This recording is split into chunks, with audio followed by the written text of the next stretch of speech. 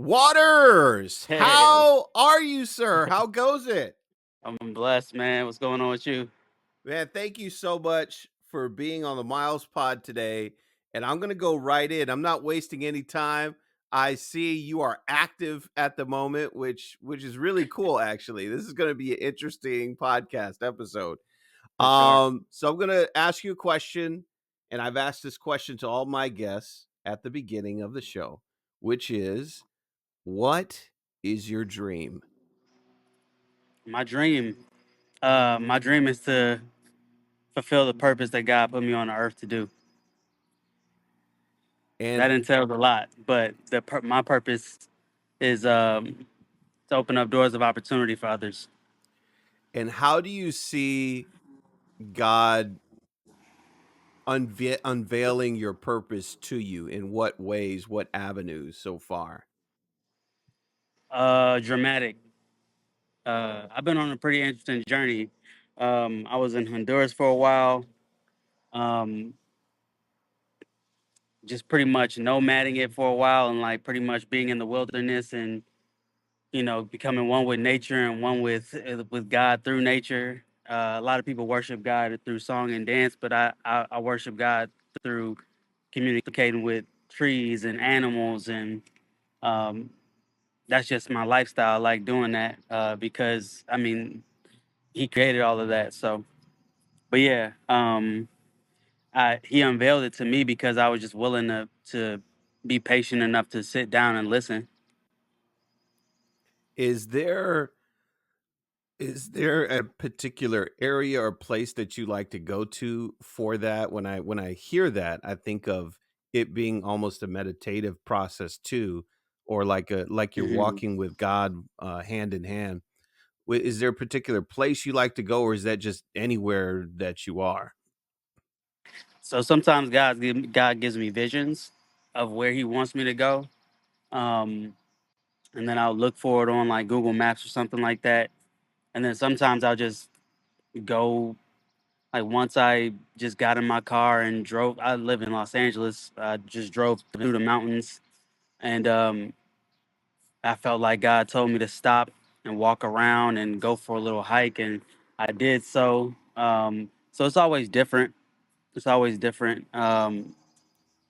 Sometimes I get visions. Sometimes if I'm just frustrated with life, I just go for a walk outside, just randomly. Um, no, not anywhere specifically. I feel like God will meet me anywhere. And I think when you seek Him, and this is all from my own perspective, His word says, "You seek and you find." Right. So, I mean, I just I seek Him no matter where I'm at. So, and He ends up finding me. And so, in these very uh, interesting places sometimes, and sometimes not so interesting. Sometimes it's just, outside of my house. There are So, studies that have revealed that something as simple as hugging a tree or what's called grounding, I guess having your bare feet yep, on sand or grass, that's extremely yep, beneficial to you. Do you vouch for that? absolutely, absolutely. I actually was just telling my mom because I just bought a grounding mat for my bed, and I was telling her what it was, and she's laughs. She laughed so hard. I was explaining it to her. I was like, "Yo, it's kind of like laying in grass, or laying on the ground and really connecting with the earth." Yeah, I believe in that 100%. She laughed at me though, but I mean, I'm pretty sure she's gonna order one too, just because I have it.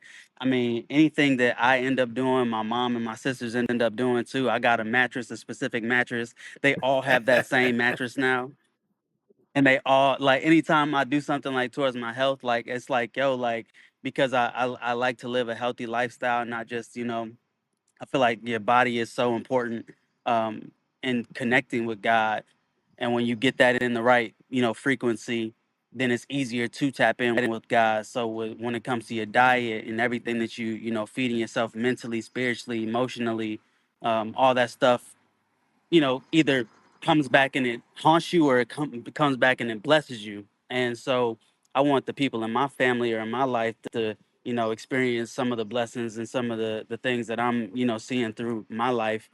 And so anytime I even put them up on, there's a, there's a farm out here that that grows all natural Mm. seeded grapes and seeded watermelons and seeded cantaloupe and all that stuff here in Los Angeles. And they're called Imani Gardens, and they ship worldwide or nationwide.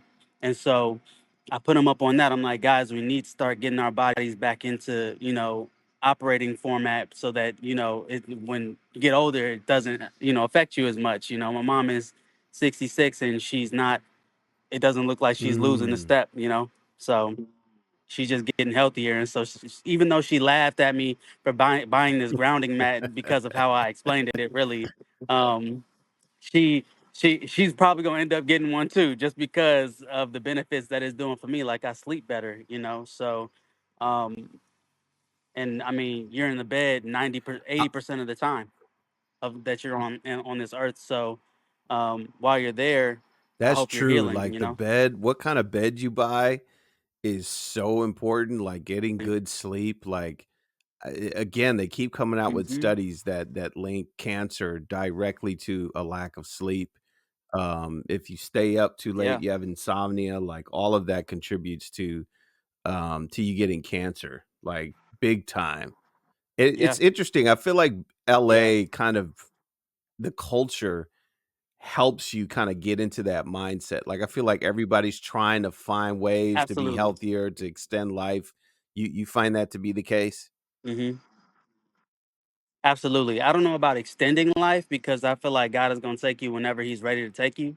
Um, but I do know the quality of life is different. And this is coming from Chicago, where the vast majority of places in Chicago are Mm-mm. not healthy. We're talking about super greasy food. We're talking about seasoned perfectly, seasoned perfectly. And I appreciate that. Um, Seasoned perfectly, but super heavy on sauces and cheeses and oils and things like that. Where it's like, okay, we're here. You kind of do have to sacrifice that because there is no good food, tasting food at least. There's no good tasting food in LA. Um, a lot of it is geared towards the health, because there's a heavy health community, wellness community out here that is translating to places like Chicago. Because last time I was in Chicago, around the corner from my mother's house, there's a store that pretty much represents the Sabi brand, which out here I actually interact with the Sabi brand. I'm friends with Abdul Sabi, Dr. Sabi's son. So thanks to Stefan. Yeah, I mean, I see it becoming a national thing and becoming more prevalent in our communities. It's slow but surely, but Chicago still got, and I'm sure a lot of places in between New York and LA have a lot of developing to do. So I for me knew that when I lived in Chicago, I was different from everybody else just based on how we ate and how I ate. Um, and I fasted a lot. I still fast a lot. So and that has helped my body even more. And I'm just and conscious of what I put in my body because Well, what you I put said in is 2 what I'm very gonna get out. interesting things. So One was egregious towards any foodie in LA. You said that there wasn't any good food. So that's probably because you're from Chicago, so you know how it is. 'Cause, that's the yeah, reason. people That's the vouch for reason. these LA food 100%. trucks and the Korean, like, Vietnamese Okay, there's fusion one. There's food. one. There's one. There's this Jewish bagel. There's this Jewish bagel food truck that makes incredible like bagel That sandwiches. what That's out about of it. all of LA, it's the Other Jewish than that, bagel shop that's killing it. right. Right, bro. Snip Harold's Chicken is out Really? here. Harold's Chicken is out here, and it's not the same. It's not the same as it is in Wow. What Chicago. about It's just not the In-N-Out same. Burger? So, oh no, don't even talk to me about that. No, don't even talk to me about that. I don't like burgers in the first place, and so it's like if I have to eat a burger because that's the only thing there. If In-N-Out and McDonald's was in the same spot and it was the only thing there, I would go get McDonald's. Wow. And I really hate Wow, McDonald's. the shade. So And I don't even like to use the word hate, but I genuinely Wow, hate that is McDonald's. interesting. Okay, but that's okay because again, you're from Chicago, so you know the best of the best. Yeah, This the second thing high is Dr. standards, Sebi. Who high is standards. that, and what is this phenomena that's spreading across America? So Dr. Sebi, he is famous for treating Lisa Left Eye Lopez from TLC. That's what made him famous. That's what put him on every TV show. He's also famous for healing herpes, gonorrhea, syphilis, things like cancer. And really, for me, it's not even healing, but preventing. That's what I'm Preventative. all about. But Yeah, he's doing it through way of herbs versus westernized medicine, pretty much putting a band-aid on a open wound. He's actually healing people from the inside out with herbs instead of trying to convince people to get on this regimen of pills.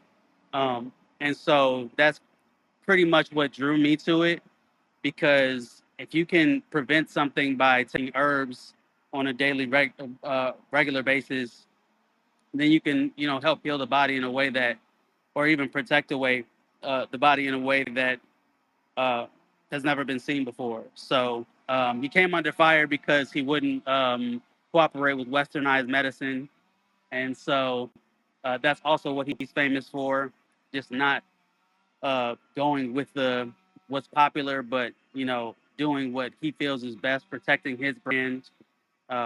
And that's a beautiful thing. His son is doing a great job. Abdul is doing a great job carrying that mantle. so have you adopted anything from his this arsenal of natural medicines? Absolutely. And this is something I'm probably gonna have to pay for once I get to heaven or hell, whichever one I get to. That's really not my choice. But thank you so much. Appreciate you. I don't have the receipt. I put it in the trash. It's like a yeah. So sorry, I'm at the car wash. And they refuse to give me my car back. Um, but yeah, so um, yeah, that's what he's famous for, and his son Abdul is just doing a great job. I've adopted um, sea moss into my diet. Sea moss, she legit. There's a few things that I just take just because um, it just makes me feel really good. Um, and I'm against anything that doesn't make me feel good when I eat it and consume it. Okay, so there actually is scripture in the Old Testament that says we shouldn't eat anything that isn't pretty much fish in the sea. Um, and that's what I meant by I'm probably gonna have to end up paying for this, whether I get into heaven or hell, whichever one God chooses for me. Um, but I believe there's CMOS is I think it's 85 out of the 110 minerals that we need for our bodies to operate at a high frequency. CMOS has 85 of those minerals, and then C Legit has 90. So I take both of those because um, I don't eat a lot, so I like to have all my minerals and Mm. vitamins in my body so that I'm not fainting in the middle of the day. Um, so that's part of the reason why I did that. I fast a lot because I like to feel light. I don't like to feel heavy, even if I eat something heavy, because I don't eat 3 meals a day. I only eat one meal a day, really. I do a smoothie in the morning, and then I have a meal plan. So I have that meal at the end of the day around 4 o'clock, 5 o'clock, and then I'll be fine for the rest of the evening. But that's pretty much just how I like to, carry myself. Yeah, but where do you get this stuff from? Like, do you just jump on Amazon and randomly put you in, you can. or where do you get what's your supplier? My supplier is out here in LA. It's a place called Simply Wholesome. It's in the Crenshaw district. um, or the was really off of Slauson, it's the Slauson district.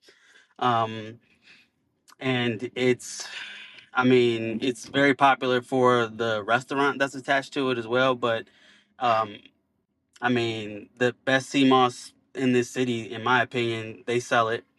Uh, and the best purest she legit, they sell that. So yeah, How that's much what does that run you? it's expensive. But I would much rather pay this. I end up going there and I spend maybe like $75 on everything that I just And mentioned. what does that last you, Um, like a month or 2? no, Oh, wow. it's about a week. It la It's about a week week supply. supply. So that's your investment in Yeah, your health, though. Yeah. absolutely. I would rather pay $75 a week. Uh, okay, just so we're clear, again, I have a meal prep plan that I pay $100 for 7 meals. So for a week, I'm only spending 100 and maybe $200 at the most on food every week. Versus if I didn't have this type of discipline, I'd probably be spending way more than that, like $500 maybe a week, eating out every meal if I didn't have this type of discipline. So um, yeah, I mean it's the investment I'd rather make than find myself in the hospital paying $50,000 because I need, my blood drawn, Right. and that doesn't include the surgery that'll come after that because they're gonna find something. I'd rather go to the hospital, get a routine checkup. They tell me everything is fine. Every time I go, be just because of the exercise and the care that I'm taking of my own personal health, or the responsibility that I take for my own personal health, um, and just investments in that way. So it's expensive, but it's more expensive to not invest it there. Absolutely, So yeah. Preventative is better than trying to deal with the aftermath. A right. and, I mean, you being a global nomad, being all over the world, what is it exactly that brought you to LA? Well, I haven't been all over the world yet, but thank you for speaking that. I appreciate that. What brought me to LA was music, originally, and then I realized after a few years that music doesn't really bring in the revenue that I wanted it to. I was like, yo, I just kind of just want to live in LA. I don't have to worry about putting on a coat until the sun goes down. The weather's nice, the women are beautiful, um, which is also a vice. um, uh, I mean the uh I mean everything is fair here. So I mean, yeah, it's just, what kept me here versus, coming back to Chicago where life is a little bit easier. I also saw I'm a man of challenge. Like I like challenges. I don't really care to just get things easily. And when I realized how expensive it was to live out here, I was like, this is a challenge. This is going to show me exactly who is on the inside of me, who I had to become just to make it Right. happen. Um, I appreciate Los Angeles for bringing the warrior out of me because Chicago wasn't doing it. Chicago's very easy. It's like, um, I don't even need a car in Chicago. You got to I mean, train the bus work really proficiently there. Efficiently, not proficiently. Um, it was easy because I had a support system. I didn't have to build anything. My family's all there. Yeah, So every opportunity, every job opportunity I got was easy to, just because of the relationships I had. So here was a challenge because I yeah, didn't you're out of have your any of that. comfort zone, And for sure. so, right, right. And so I had to build all of that over, however many years I've been here. Maybe it'll be 10 years in October. And it's just, I mean, it just brings the warrior out of me. I like challenge. I like to be able to say I did that, and um, or at least tried. Everything that I don't want to ever live a life of regret, because I mean that's just misery. That's misery to me. Absolutely. So um, I'd rather go after what I feel like God is telling me to do, and if it doesn't work out, well, at least I tried, and I gave it my all. I can walk away knowing that I gave everything that I possibly could to, whatever dream I had, whatever passion, whatever I was passionate about, which always develops over time because it started in music and now I'm in film. So it's like, and the reason isn't because I'm talented in these areas, it's because my purpose is to open up doors of opportunity for others, but then also speak to people. But I can't talk to every single person on the planet. So you do that best through entertainment. You know, we have conversations through what we watch on TV and in movies and, um, you know, music, songs we listen to, lyrics, all of that stuff intertwined. So, yeah, I mean, you find your purpose on the journey, I not was gonna in the ask you, nest. being in LA, did you get your acting bug? And is that what happened to you? Did it catch you? Did it bite you? No, no, absolutely not. Because I'm not an actor. I did theater in grade school, middle school, and even in high school. I did a little bit of theater. But I never wanted to be an actor. I always tell my people like I'm too real to act. Like this Wow. is not a He said, game. "I'm You know what I'm too saying? real Like to act." if I'm good in any role, if Wow. listen, if I'm good in any role, and this is my own personal belief, if I'm good in any role, it's because I've actually lived it. So it's not one of those things where it's like, oh, I have the talent and I've developed this talent, like, and I went to classes because I didn't go to any classes. I've never gone to any classes. My position in film now is production. I like to produce, and so, and that's where I found, my career, where it was like, oh, okay, this makes sense. And now, even when I do my music, there's no stress on my music because I'm already taken care of through my film connections. I don't have to pay much for videographers or anything to shoot music videos, anything like that, because all of those people are in the music or the are in the film industry. So, and they're all trying to get content. They're all trying to create their reels. So let's work together to make it Yeah, happen and make sense.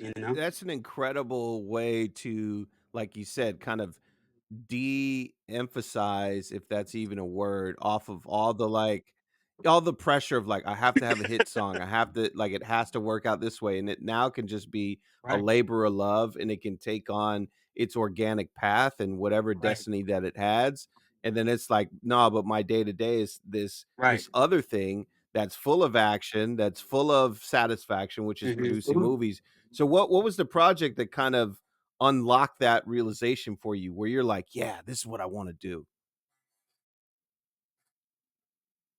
Um, so I got my first opportunity. It wasn't anything pretty. None of my starts are pretty, by the way. That's something like you just gotta be aware of. None of the beginning process is gonna be fun. Um, in music, it was interning. I interned for Neo. I was in 4 sessions with Neo, but the majority of it Oh, was me man. washing toilets So and picking up Neo was garbage very and active in everything terms else. of flagellants and bowel movements. Man. No, I know that role, No, though. You gotta that's not what just I'm do saying. anything that's But required. Absolutely. Yes. right, right, right. So it's that was the first thing in film. I was a production assistant. Um, so it was just interesting because I had to get everybody's coffee. I had to, you know, take shit, eat shit for the most part. Where it was like I had to, you know, take the blame for a lot of things. A lot of a lot of things that were not my fault ended up being my fault, and I had to swallow that. But that opportunity was on Kidding, Mm. which is Jim Carrey's last TV show. That was in 2019, and that's what got me into film because as I was on the Sony lot, I got a chance to really see production in a way I'd never seen it before, and everyone was moving at such a high level professionally, and I was like, I want to do that. That makes sense to me because I still get to be creative. I just have to be a little bit quicker on it, quicker on my feet if I really want to make it make sense for everybody. So yeah, I found an affinity for film because That's just, I was around it. And when you're Yeah, around and something, film it's too, bound to especially on jump the on you. production So, side. It's a very authoritative, creative process, but it's also a people process too. So I feel like I can totally see you 100% just excelling at that and being very natural for you to do that. 'Cause I don't think you have any problems telling anybody right. tough And news. again, no, not at all. I don't mind being the bad guy. I also don't mind, taking someone else's energy, taking the attitudes, being I can sit through that. I was built for that. And this may be a little bit too um evasive, or telling too much of my story, but my mom was a big disciplinarian. um I got more whoopings than anybody in my family, and um Mm, to the point where it was almost abusive, where it was like, yo, like, this is a little bit a few days ago we just had this conversation, me and her, and she was telling me, she was like, I had to be harder on you, not just because you were the only boy, but because I was going through things too. And so she was taking a lot of her frustrations as an adult, as a 30-year-old mom, doing it on her own with my sister and myself and my older sister Sharita and Jasmine. It was a lot on her, And so I took a lot of uh that abuse. And the funny thing about it is, like, I took it, but and then when I brought it to the professional world, it was almost like it really wasn't anything, because I had already right. gone through pretty much the worst thing I could imagine. So it really wasn't anything to, be of service to other people, and be there for people that were, not nice to me per se. I don't care if anyone's nice to me. If it's getting me to my purpose, I want to go there, and however I get there is how I get there, and I'm inspired by everyone's story, and I can understand, and that's a part of why I'm never really frustrated these days, because I can understand the vast majority of things. I understood my mom's Right, you felt frustration it. way before she admitted that she was taking it out on me. Right, so I was like, yo, this is something that she needs to do, and yeah, I'm the sacrificial lamb, but I don't mind Mm, being that, wow. because my mom, I love her too. So at the end of the day, hey, yeah, take it out on me, even though I know you're wrong, and you know you're wrong, and at some point we're gonna cross that bridge, and we did, and I ended up forgiving her, and we grew from that. you know but if we don't ever have it in our heart to forgive each other, and we just keep taking and taking and Right, taking, and there's crap been a from each lot of other, studies that then what's the show the purpose? parent, child relationship, that dynamic can be restored even if there's some trauma that happens before. Like there's some kind of understanding of why did they make this choice, and when you finally have that, you can kind of move on and then have a healthy relationship. Like, aren't you happy though that the whooping stopped? Like even as an adult, like can you Absolutely. imagine? Like, because even as an Yeah. adult, you can actually bear the Absolutely. beating, right? You can take it. So it actually makes more sense because 'cause you're both adults, but it's so weird how you get all Yeah. the whoopings when you're young, when you really can't take it Hmm. and shouldn't be. Isn't that strange? And it's like Hmm. It is. It is, but it translate, and this is what the Bible, I believe, says. Spare the rod, spoil the child. Right. Um, I believe that it's so. If you were to ask my sister Natalie if I was spoiled, she'd tell you yes, because it's Natalie. She's a different, breed completely. She's the polar opposite of me. But she'll say that I was spoiled. From my experience, I wouldn't say that I was spoiled just because I'm the youngest and I'm the only boy. I was actually treated the worst. I had to work for everything that I ever got. When I told my dad I wanted a PlayStation growing up, he made me go to work for it. When and I was talking to him about the situation a few weeks ago as well, and he was just like, yeah, what's the difference? And I was like, between myself and my siblings, and I was like, you made me work for everything. And now, granted, fast forward to today, where my work ethic is insane. Like, I don't sleep. Like, I really don't. I'm always thinking about how I can be better, how I can evolve, how I can make more profit so that I can help more people. And that's the reason why I want more profit, just so I can help more people. It's not about, oh, I want to have the diamonds and the clothes and all that other stuff. And I mean, sure, I'll have that stuff too, but that's not important to me. What's important to me is how can I be of service to the next man standing next to me. So, it's not a it's for me it's really balancing out for yourself and figuring out for yourself, like, how does it make sense. It makes sense for me, and it's easier for me to forgive certain Mhm. things when I understand in totality why people are doing what they're doing. And so and again, it's me. A lot of my life is putting myself in other people's shoes, asking myself, would I do the same thing? Would I respond the same way? And the answer is always no, because I'm me and not them. But if I was them, what would I do? You know. And it's interesting because it's so important to heal specifically, kid and parent relationships, because if it wasn't for Right. my mom and her story, I probably wouldn't be here. And that's just being perfectly honest, because when I'm going Right. through my toughest times, I think about what was she going through at my age. And if she could get through that with two kids, struggling trying to get through school to get her master's degree and working at Right. the same time, how dare I complain when I don't have any of that? Like, I don't have kids, so um I'm not going through a divorce. I'm not trying to raise a boy, a young girl, and trying to figure out the language I need to specifically use to help them or rear them in the right direction. So I can't say that I would do anything different. Um, Can you but imagine Michael I would Jackson say not all of it getting just made me the stronger. insane abuse from his father? Like what if Michael Right, Jackson's dad just allowed right, him to have a temper tantrum, like calm down, reset, was gentle? Like what would that have right, done to his career? Do you think he would have reached the plateaus that he right. hit? Do you th- No, because it's all about discipline. It's all about creating this discipline. It's not talent that gets you to the top. It's discipline. You have to do it when you don't want to do it. And it has to be a machine. You have to get, and I'm learning that just in working out. It's like, if you really want the results you say you want, you're going to get up and go no matter how you feel. I had to literally force myself to the gym yesterday. I'm usually at the gym 10 a.m.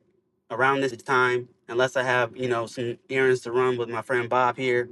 Um, but yesterday I didn't have any errands, and I was like, I don't really feel like going. And I really didn't feel like going, but I forced myself to go because I want what I want in my body. I'm granted, I love myself for who I am, but I know I can be better. It's not about not loving yourself. It's about loving yourself enough to know that you can do better. And the difference between Joe Jackson and a lot of parents these days that don't believe in whooping their kids, is Joe Jackson, I believe, knew that his children had gifts that could Yeah, only see, be I'm one of those awakened parents. I by I his I stern tried hand. the thing is, I think a lot of parents just don't have the tools. And if you're Joe Jackson, you're back in the 50s, you don't have much tools at all Right, for raising kids. Like it's not like they teach you this stuff in school. And it's like why wouldn't they? Why wouldn't you have a class on basic stuff to know about how to right, take care of kids right. and their developing minds, right? But for me it was like I tried that in the beginning, but my daughter was one that would be like, "Is that all you got?" Mhm. She will go blow for blow with you. If you are one of those, if I'm telling you, if But see, you that's even that's try that it, that's that she'll Puerto look at Rican you in your blood. face and That's go, that Puerto "Is Rican that blood. all you got?" And then boom, and retaliate. And I'm like, "This doesn't work." Like, cause you don't want to go too hard because you're like, I'm a grown person. Like, this is my daughter. Like, I don't want to blemish her at all, right? But then you're Mhm. like, "Man, what am I gonna do?" So then you start exploring other methods that, allow her Right. to just because her brain is so underdeveloped. She's only been on the planet 3 to 4 years, and that's really when the most child abuse happens, is from, like, 3 to 5. But it's like, imagine, you've only been alive for 3 years, and somebody's Mhm. expecting you to Yeah. perfectly listen and do what you're told. And I think, especially in the Black community, I feel like we've come from such a history of, if you Right. don't do this, this means your life is on the line. So you know what I mean? So I'm gonna make you feel like you're gonna lose your life quick so that you understand what I'm Right. trying to tell you. Because if you don't Right, listen, absolutely. yeah, it's gonna be that racist person down the street that could Uh-huh. lynch you. You know what I'm saying? So it's always coming from a place of survival, but now that Not we're nice really past that lifestyle. point, Right. Right. right? It's like, okay, now we gotta start equipping ourselves because thank God you were able to reconcile with your mom, Yeah. and because if you look at what happened to Michael Jackson post childhood, he's kind of been stuck Yeah. as that 8-year-old kid that never had a childhood. He was never able to kind of finally Right. grow out of that. There was Right. still something deep inside of him that was a void that I think his parents caused, or his dad caused, because he talks about it a lot, talks about his dad a lot, Right. and refuses to even call him dad. Yeah. Yeah. I mean, right. Michael Jackson is a special person. Like, um, and I mean, his story is like a lot of other people's stories that are unheard and unsung. But there's always Mhm. what I tend to do these days is when something I Mm. believe is negative happens. Um, like a couple of years ago, we lost my sister Jasmine. She killed herself, unfortunately, and because of how I responded to it, which wasn't a negative response. It was more of a, I loved her while she was alive. So it's easier for me to let this go and understand that things happen. And some people cannot, Yeah. are not strong enough mentally to deal with some of the things that happen in the world, you know? Um, and so it was easier for me to come to terms with that. Um, but again, it's for me, a lot of it and me molting into the person that I am today comes from understanding. When you can understand the human experience and understand, like mine is not as bad as I would say, a number of people's lives are. So I'm very grateful. But if you could just make it through and get to the next stage of life, things become easier because you start to understand more. And I attribute a lot of my success or mountain Mm. climbing to God because I wouldn't be able to do any of it without him. I wouldn't have the mindset to, take the the wisdom of the Sabi Yeah. brand, um, and I wouldn't even have that mindset if it wasn't for him. You know, but again, that comes from Oh, I think we lost my signal here. my relationship Okay. with my family. Oh, Hang on, I'm on an elevator. perfect. Yeah, so it just comes from yeah, we're good now, I think. But yeah, so it just comes from having understanding for the people that are in my immediate Mm. family, and understand that community is just a bigger family.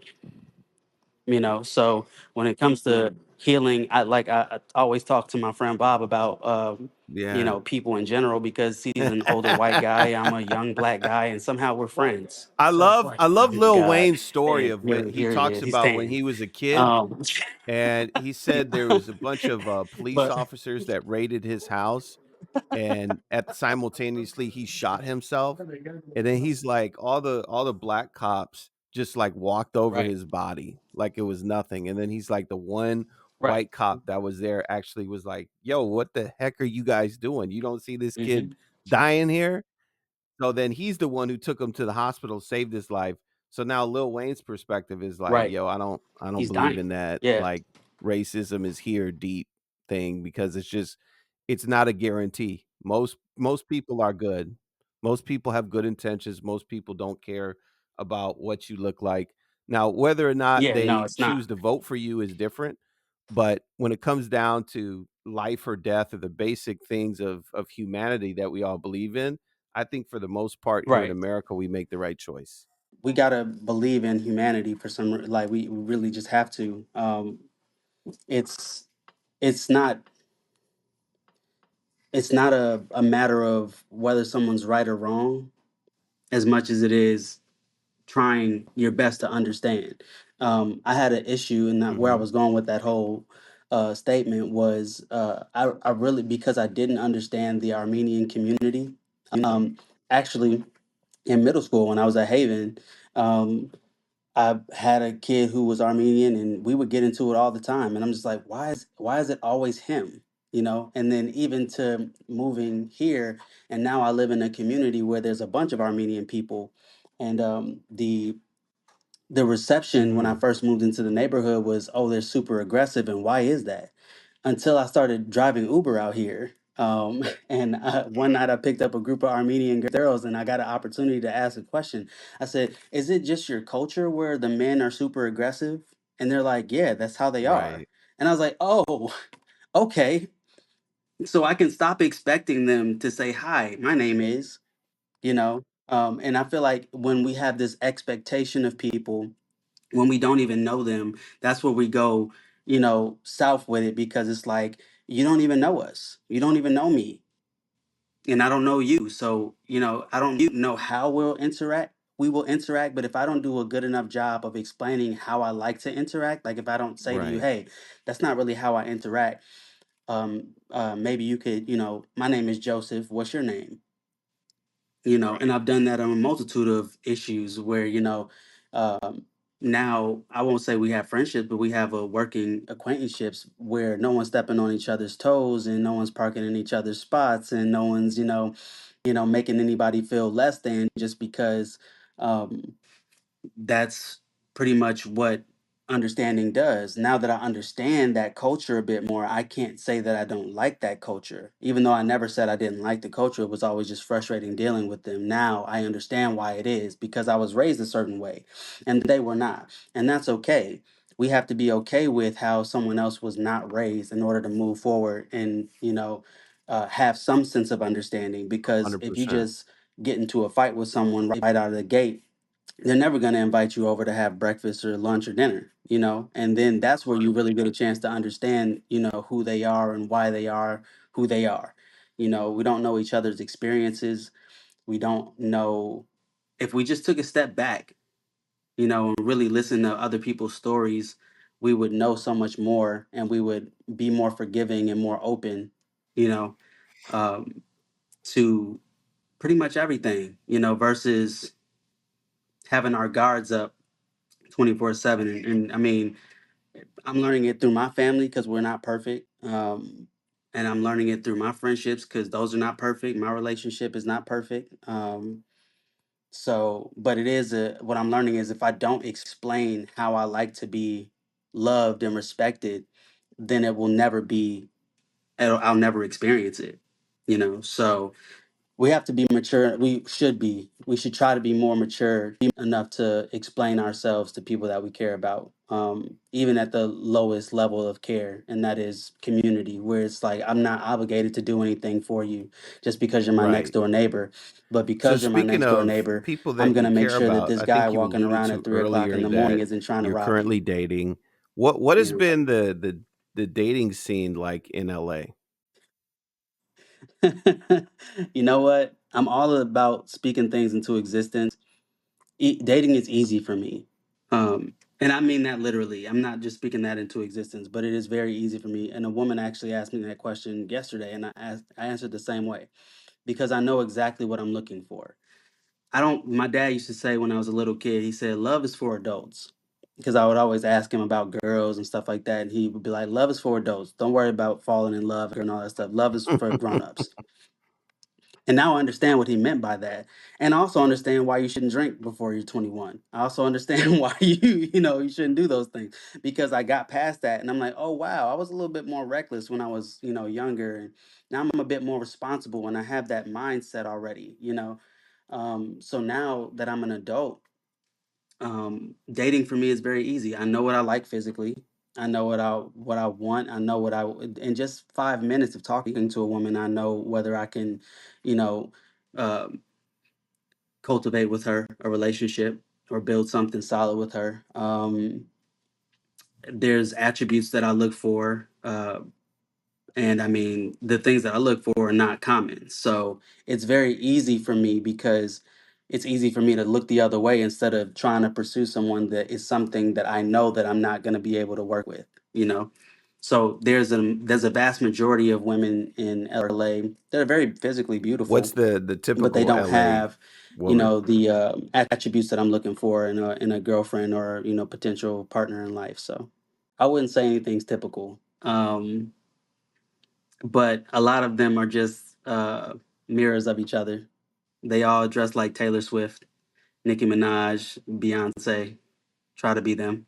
And that's cool. But I like people that are confident in who they are. Because I'm confident in who I am. I'm 5'5". I've been short my whole life. That's never going to change. I love myself for that. I love myself for who I am. I'm never going to change myself for anybody else. My purpose is bigger than any relationship. So, um, I stay focused on that. And I feel like it's dating is easy for me because I know who I am. And for me, in order for me to date someone or take someone serious, they would have to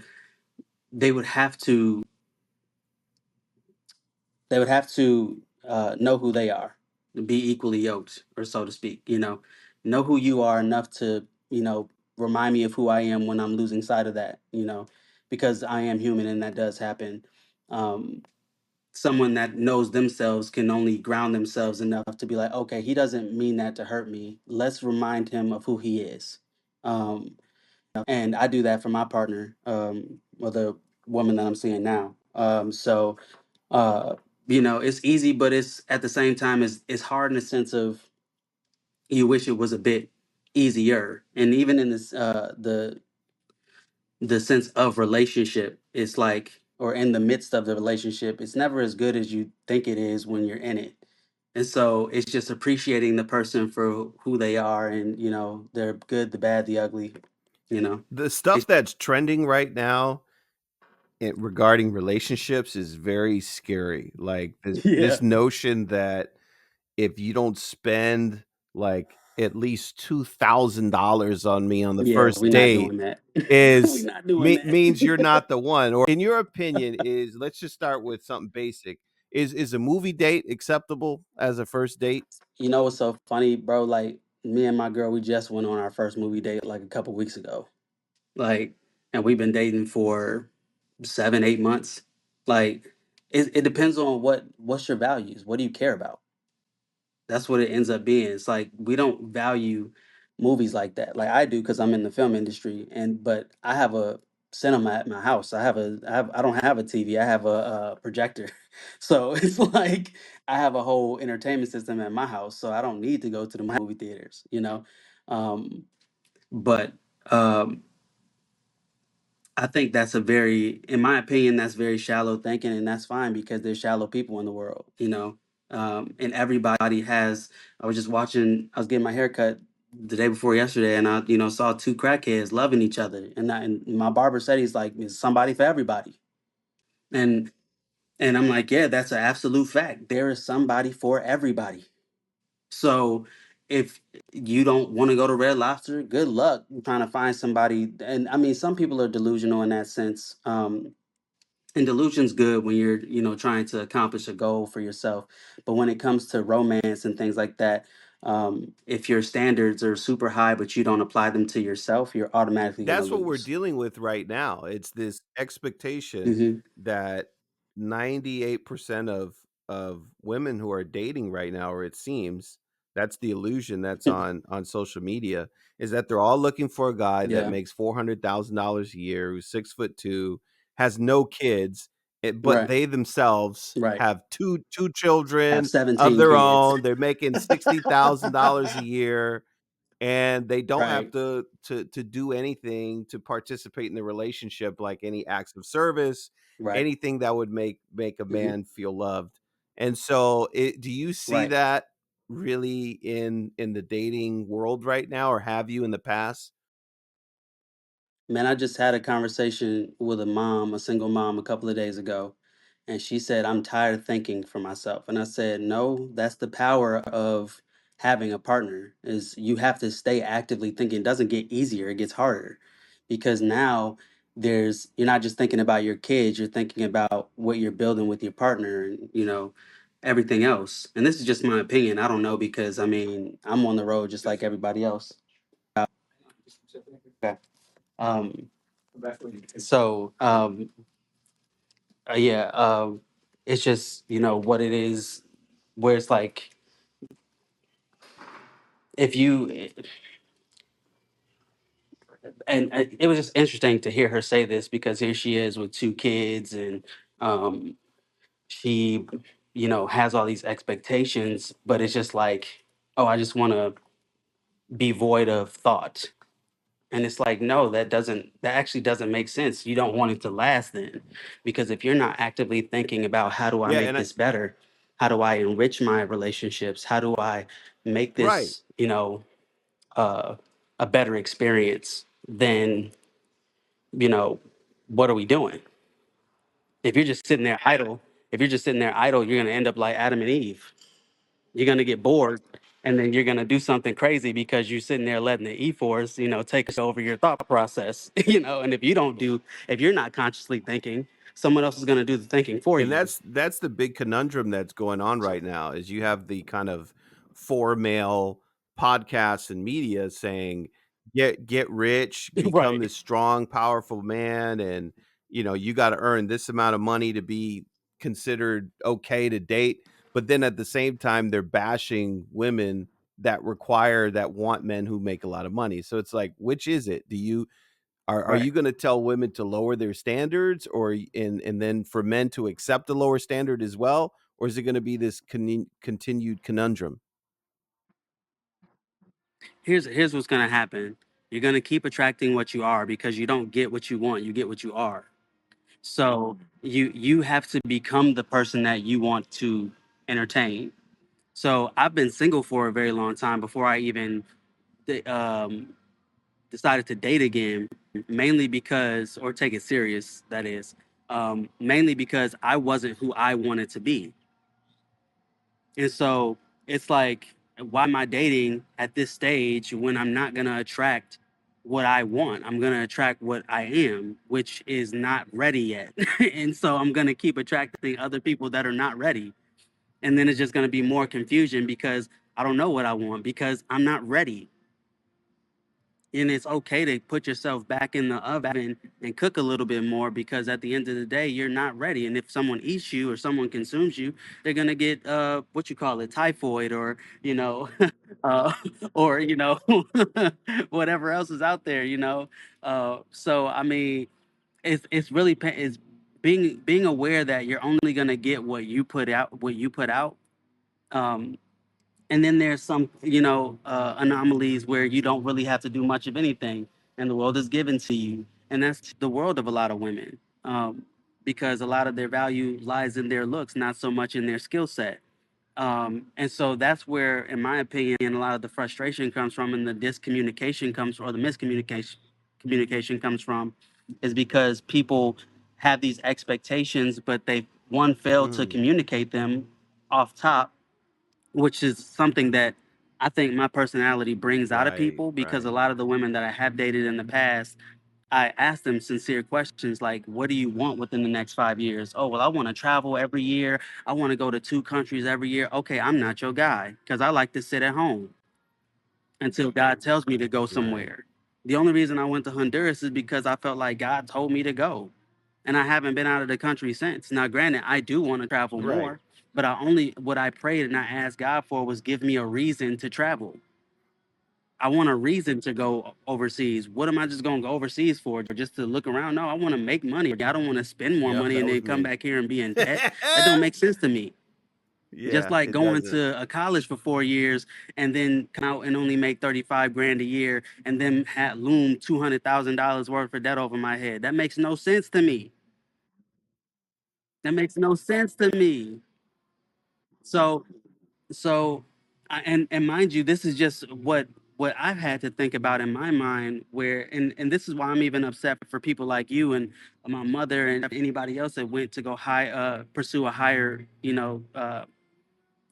a higher knowledge course, or go to school and grow in that aspect, because then we put people in position like this guy we got now, who I'm not favorable of, in office, who makes these promises that are not even worth talking about in this moment, because I've already made my decision on who I want to be my president next.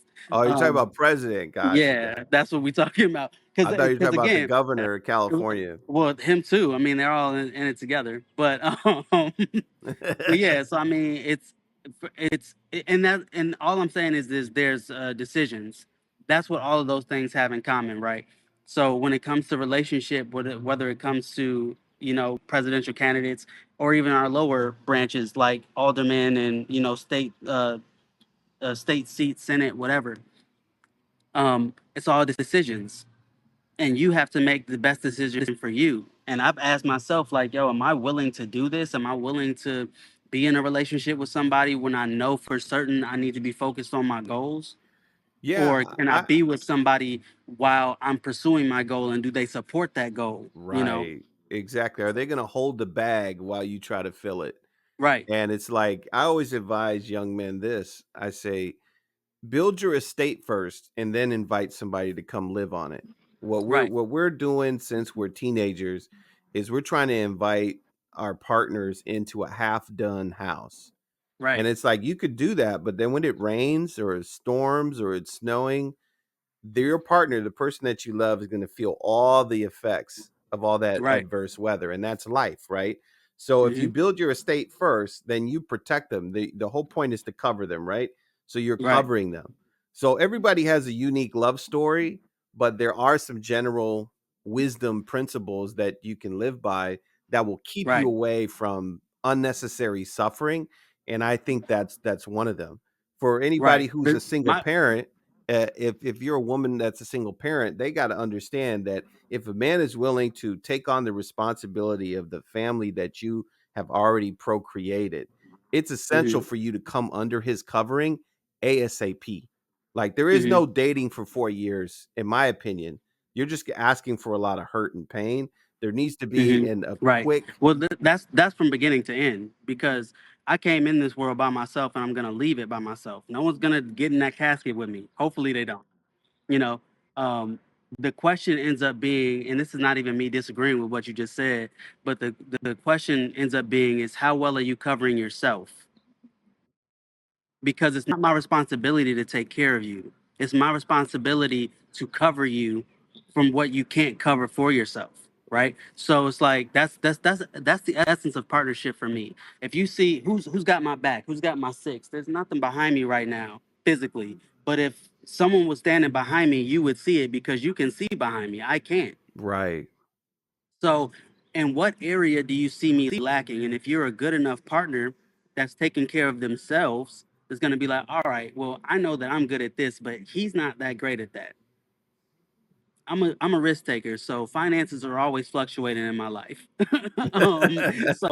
So I need somebody that's a bit more stable, that can say, "Hey, do you think that that's a good idea?" Like one of my friends, we were out one day. This is years ago. I haven't been to a party in I don't know how many years, but we were at a party, and there was a moment where I felt like I should flex, because they were like, "Yeah, the tables are like 500."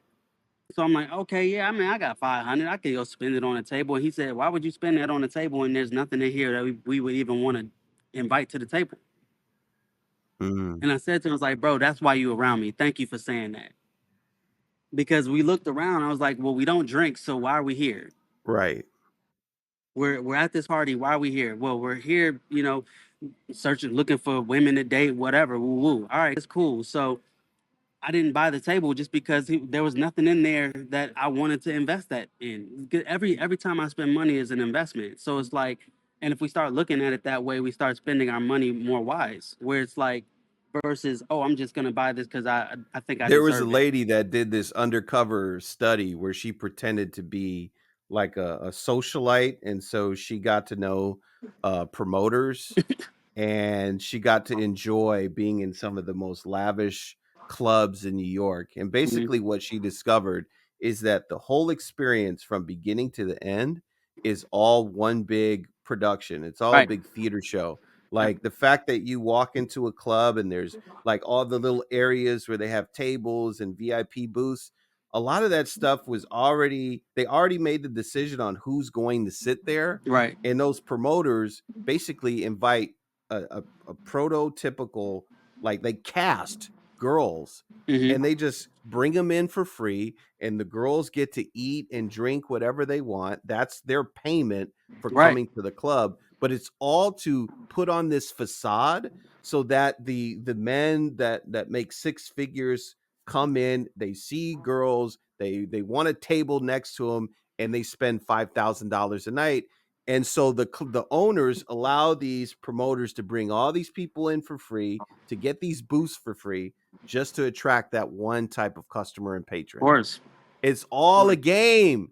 Of It's course. so crazy. It's all a game. Yeah, out here they have what they're called model Oh my houses. god. Like What is they that? literally have like, yo, so these promoters that are doing well, and this is no slight to them. It is what it is, you know.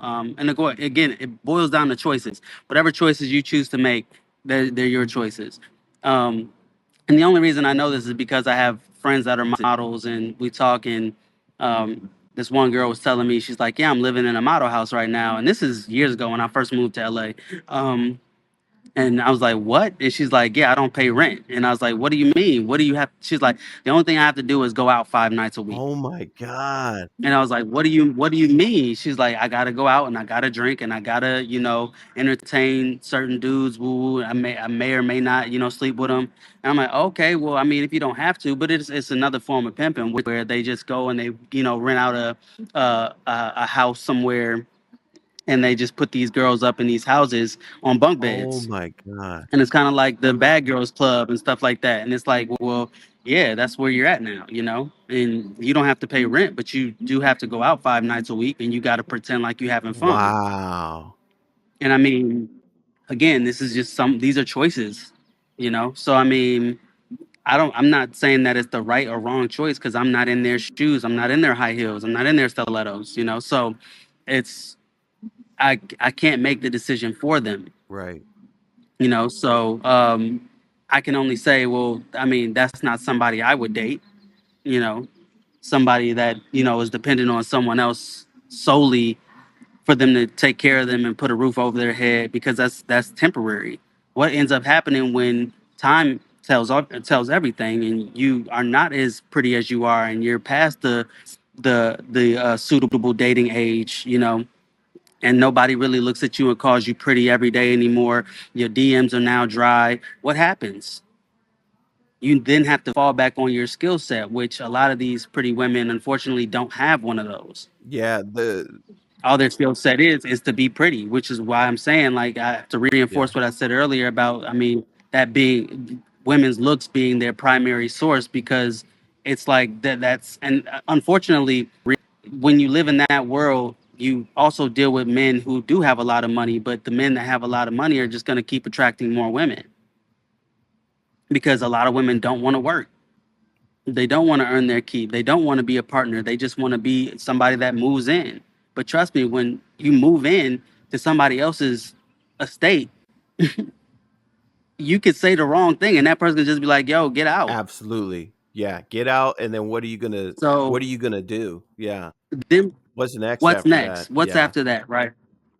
So it's just like, yo, like, you don't really have a say. And I was saying this when me and my girl first started dating, because she was telling me about all the guys that had pursued her, and how many dudes with money she was considering a guy that flew her out to Colombia and all this other stuff for free. And it wasn't for free. No, of course it's not for free. You think it's for free. It's not. It's not for free. I'm probably the only person in the universe that flown women out and didn't expect sex. But you're a great guy, man. You're a stand-up guy. No, I'm not. No, I'm not. No, I am not. Because it just panned out that way. It didn't. It wasn't one of. I ended up flying him out, and I realized, I don't want to have sex with this girl. Mhm. She's good eye candy, but cool. You stay over there. I'll be over here. Have fun while you're here. I guess. I'll see you when I'm ready to drop you off at the airport. That's a lot of planning, man. That takes a lot of energy to arrange somebody to come No, it and meet doesn't. It just you in takes. a It whole takes. It nother takes money, bro.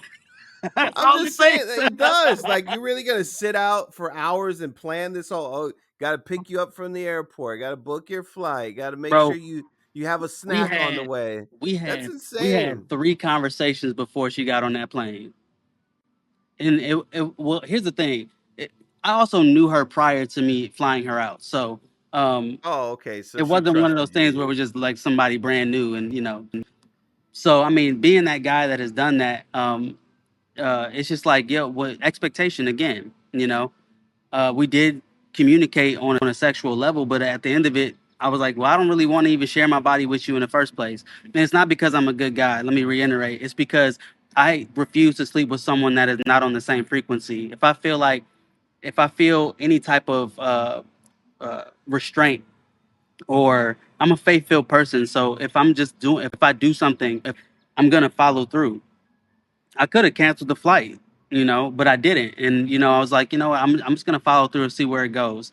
And it could have surprised me. It could have been, a trip that ended up being, this woman's my woman now. You know what I'm saying? But it didn't end up being that, unfortunately.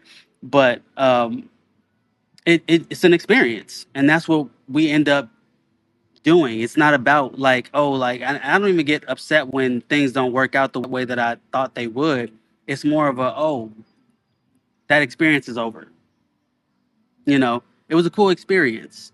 I'm glad I did it because I can say that I did something nice for somebody else. Cool. I flew some girls out. They had a good time. They ate, drank to their fill, and they left. Well, their dads would have You been know, happy with you. They would have been like, "You better sure, marry this guy." yeah, but women don't listen to their parents. The You know dads would have damn been well they like, don't listen to "Woo, their parents. woo, woo, you got you one." Right, right. But my mom would have been like, "No, you don't got you one." I'm like, "Yeah, you're right." Because me personally, I I have to have a partnership. If I earn it all on my own and I move you in, oh, I'm an Yeah. asshole. Like, and I just know that about myself. And so a lot of it is being self-aware. A lot of it is understanding what you will and what you won't put up with, what you won't have tolerance for. Because, I mean, we're all humans. So I spoke to one of my sisters and I was just like, yo, like, I'm really tired of tolerating you. And I never want to be in that position in the context of romance. Yeah. So it's just like, yo, like if I'm tired of tolerating you, yo, go over there. Like the girl that I'm seeing now, she's from LA, and I was saying this to my friend yesterday. I was like, yo, bro, like I'm so glad she's from LA. And he's like, why? I was like, because she has family here. And when she Mm. gets on my nerves, I just go drop her off at her mom's house. It's just like, yo, go talk to your people, go spend time with them. You know what I'm saying? Like, it's so, and she has this level of security already because she's from here. So there isn't this. The girl that was dating before her, within 30 days, she was talking about having my kids and being married to me and all this other stuff. And I was like, how are you already there in 30 days? That's Sometimes but you know when you know, man. Okay, true. But I will say this, that's also an element of desperate measure. And I don't desperate being desperate is not confident. It's I found what I wanted, but I'm gonna just take it right now. And in the back of my Oh, mind, I'm like, well, you're not even what I normally would go after, but I'm considering dating you just because I do think you're a cool person and but I'm not about to pay your rent in 30 days. right. I'm not about to, I'm gonna move. I move very slowly in relationships because that's the most important relationship in my life. And if the person that I am with and I'm entertaining does not know who I am or have a general understanding of how I move, and you know, uh, well, we're gonna be disconnected on so many levels, and the sex is gonna be terrible. And because I'm not involved, I'm not invested, not in 30 days. So, and I mean, even though we shouldn't be, sleeping with people before marriage, ideally, that's the ideal situation. But the reality is we're human and we do that. So at the end of the day, it's like, well, I don't want to have trash sex. I don't want to, be with somebody and resent them because they don't really do much for me other than, feed me every once in a while. Like I need more than that. I need a thought pattern that is to my benefit. That's going to be like, oh, well, I'm only thinking about you. I'm investing my thoughts and I'm investing my energy into this relationship. Well, then, yeah, sure. I can entertain something like that, but as far as um, just being out here all willy nilly, people make it try to make it very simple. It's like, oh, just pick one. It's not that simple. It's No, not, do especially not when just you're pick looking for one. a life partner. Yeah, do not just pick one because who No, you start a family with is one of the most important decisions you'll ever make. And right. I think that Who raises your kids? yeah, like one of the most undervalued roles in society right now is the role of a homemaker. And it's like Right, people don't understand how hard it is to maintain the peace, cleanliness of a home, to raise the kids, to make sure that they're on the right track, to get your partners back when it comes to bills and being on time to things. Like I told my right. wife this not too long ago. I said, "Look, if you want to go out there and get a high powered job, I have no problem staying at home and No, being Mr. no Clean and being that problem. one, that one black dude who's bald and he just shows videos of himself just cleaning his condo. That'll be me. If you're out there, if you're out there, $200,000, I'm in this house barefoot, taking care of the kids, Yep. cleaning up. Like I have enough self-esteem and self-respect for myself to know that I'm not weak for taking that on because at the same Right, time I know that I'm going to be doing my entrepreneurship stuff. I'm going to be running a business from right, the house. Like I'm going to do so much more from this position. It's just you're taking care of the fixed costs that we have. So we right, have some kind of stability because you're bringing in the fixed income and I'm doing what I can to bring in that other income that's going to take us to the next level. But somebody needs the freedom to right, do that. And you both can't get there right, just taking care of bringing in fixed income. right. That's the point that I was making when I was saying you have to be taking care of yourself, because you can't have someone. There's no such thing as 50-50. You have to be whole, like completely, completely. And that's not just on a monetary scale. Right. That's on emotional, spiritual, uh, and any other different ways. Physical. Um, and again, that's just my opinion. But um, what I'm realizing is people don't want to do. They don't want to do the work on themselves. They want they want the world, but they're not willing to work for it. Right. Have you ever seen And that again, video of it's Eartha just Kitt where she's like, I want somebody I want somebody to share me with me? right, right, And it's like that is right. complete like madness. It's crazy. That's crazy. It's crazy. I mean, it's a good idea conceptually, sure. But I love myself, right? So I don't. What I tell my girl this all the time. Like, yo, I just want to remind you, I want you. I don't need you. Mm, mm. Um, I'm whole. I'm whole without you. I went to the bottom of the bottom. My definition of the bottom of the bottom already. I've been there. So, and you weren't there. I made it out of that, and I traversed and I came back stronger, and I'm not only surviving but I'm thriving. So, and I'm doing this by myself. This is without you here. I don't need you. I want you. When we can come out of a place of, oh, I need this person. Okay, cool. That's great. If you need them, when they die, you going to die right with them. And that's not on a physical sense. It's a emotional, spiritual, whatever else, however else you're connected to that person, whatever else you're relying on them for. If they're pumping energy into you every day, if I got to pump you up every day, it's not a good situation, because what's going to happen when I need to be pumped Right, up? because as we know, relationships are never 50-50. And if you're going into a marriage Never. thinking that things are going to be equal all the time, you are going to be sadly mistaken, and marriage is not for you. This is why Paul suggests that Bro, everyone ought to stay single because it is truly, truly a mission and a calling to enter into that level of relationship. Because you're absolutely right. If you don't have that you that whole wholesome feeling or that not feeling, but that understanding about yourself that God completes you, and that's the only thing that completes you. You know that famous Jerry Maguire line, like, you complete me, or you had me at hello, or whatever it is. Yeah. Um, Right. that that's Right. so false, man. All that That's just mushy like, stuff. it's not true. Like, Yeah, it is. you gotta be complete Yeah. in yourself, in Christ. When you understand when you learn when you understand how to love yourself and you understand the structure that it takes to love yourself, you'll understand what it takes to build Right. something else with someone else. You have to learn how to love yourself first. You cannot. And the thing is, like, as a man, the hardest thing for me ever to do in my entire life to this day is ask for help. And that's the hardest thing I ever think to do.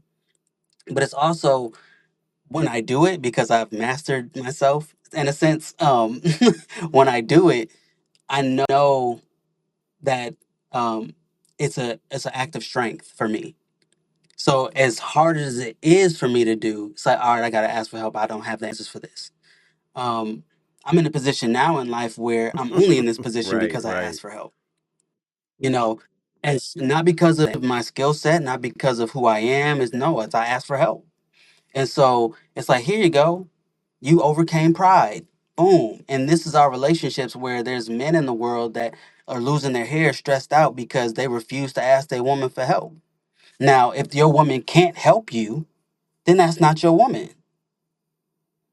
That's not your partner. Because your partner is on pins and needles waiting for you to ask for help. Oh my God, I can't wait to serve my partner. I cannot wait. I cannot wait to do something for him. I cannot wait to do something for her. I wake up every day like, man, I cannot wait to do this for her. I bought my girl a Yeah, band. I'm not a huge Tony Robbins fan, Mhm. but I will say he said something very similar to that. Absolutely. Oh Is yeah, I saw he that. went Yeah, he Did you see that, where yeah, I he's saw like, it. my basically my desires or my needs become fulfilling yours? Yeah, Like, it was really mind-blowing when I heard that, but that's truly what your approach needs to be once you enter but that's into only those you can only higher do levels of that. You can relationship. only do that when you're whole True, as true, an because then individual. there'll be like a void, and you'll feel Right, like you're just jumping through hoops, and you feel like right, you're people pleasing when you right, don't feel that wholeness. Yeah. right. And I shoot myself in the foot here, but um, one of the conversations me and my girl had, we were having lunch one day, and she got upset that I was eating all the tortilla chips, and I'm like, shorty, like, you understand? Like, the tortilla chips are only $2. I can go get more. Why are you so upset? But then I had to ask myself, when I asked her, I ended up saying, like, what was it like growing up for you? And then she explained to me why she did that, and it's like, oh, okay, now I'm dealing with a whole individual. Now, is she perfect? Absolutely not. Because to me, that's ridiculous. But at the same time, I don't know what it was like growing up in her house with four brothers and her mom. And I'm the exact opposite. I have four sisters and my mom. So it's like, oh man, you got all these siblings and whatnot, and they're eating all your food and they don't care and they're inconsiderate and all these other things. And I say, hey babe, listen, I'm not your brothers. I'll go Right. buy more chips. It's no big deal. I can go. I got it. Like, Yeah, I we got not running out $2. of tortilla chips, We can sweetheart. run it up We on these got it. tortilla chips. It's nothing, bro. It's nothing. Um, but at the same time, it's like, yo, that only a whole person can respond to it like that versus someone that's broken themselves saying, oh, well, yeah, now we fighting over tortilla chips. How are we fighting over tortilla chips? I hear some people's conversations sometimes unwillingly, and they'll be out in the street, and I'm like, how are you even having this conversation? That makes no sense. Because it's never about the tortilla chips. It's It's always never about about the something tortilla chips. deeper. It's It's about always the about something trauma. deeper. Yeah, Right. It's about the trauma of her living with her four brothers, right? So at the end of the day, right, I said, hey, I got to remind you that you're no longer there. You made it out of that. right. You're a grown woman now. And at some point you just got to understand, yo, this is who you are. You have to be that person. And it's okay, what I'm saying, to have these little moments, but at the same time, don't get caught up in the past so much that you can't be present. Do you think couples should go to therapy when they're dating? Absolutely. Absolutely. I think couples should go to therapists before they even date on the first, like, okay, just so we're clear. The way that I pursue women is not, especially when I'm taking them serious. I don't even ask women on dates like within the first, like, two, three conversations. It takes months for me to actually ask a woman that I like to go on a date with me. It takes months because I'm doing the whole time is observing. And then I'm like, all right, well, maybe I should ask this girl out. And they also have to be consistent.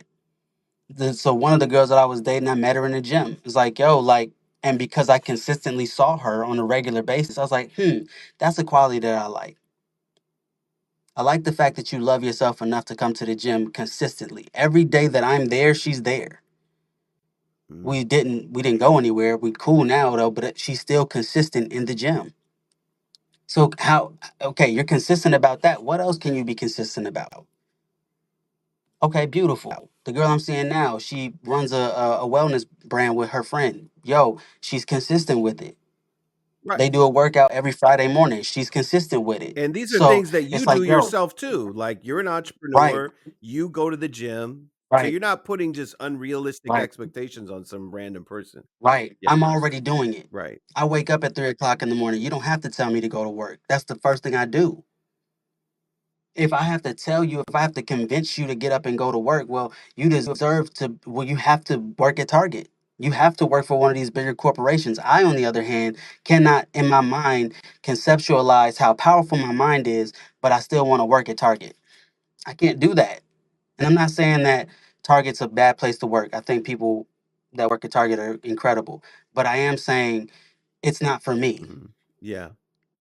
So when you realize how powerful your brain is and how strong, bro, everything that I imagine, I remember hearing Pharrell in an interview saying all he does for a living is dream. Yo, that's all I want to do. That's all I am doing. All I'm doing is dreaming. Hmm. I'm living my dreams and it doesn't feel real. So I have this imposter syndrome going back and forth every single day. But I wake up and I have to remind myself, like, yo, I did work for this. It's just not the type of work that I'm used to doing. I grew up building houses with my dad. So it's like, oh my, that's work. But now I'm getting paid just to use my mind. And so as long as I show up and I wake up at 3 o'clock in the morning, mind you, the first thing I do is I pray and I meditate. That's the very first thing I do at 3 o'clock in the morning. That sets the stage for the rest of my day. And I learned that at rock bottom. Mm. It took me hitting rock bottom for me to humble myself and come to God and pray at 3 o'clock in the morning. So that that changed my life completely. So um, it's not about, again, it's not about skill set. It's not about how talented you are. It ends up being about your character, and your character is signed off or stamped by God. It's not stamped by a human. So then when the humans that have the positions to put you in a position see you, they're like, oh, I got something for you.